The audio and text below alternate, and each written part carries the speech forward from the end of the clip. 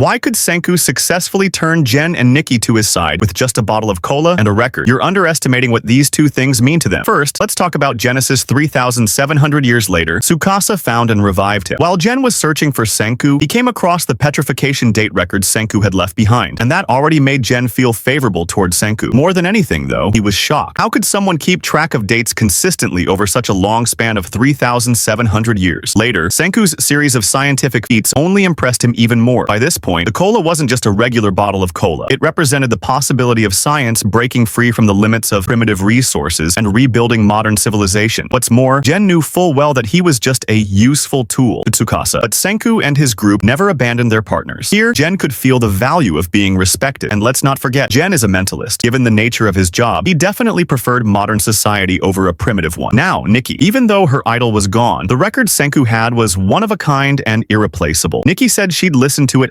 hundreds of thousands of times. If we assume she was a high school student when the petrification happened, that means she must have spent hours listening to Lillian's songs every single day. She was a total superfan. In a world that had basically been destroyed, this record wasn't just a symbol of her love for her idol or a source of spiritual comfort. It also stood for the possibility of returning to an advanced society. After all, most people who lived in modern times can't stand living in a primitive world. That's why more and more people in Tsukasa's faction will end up switching sides.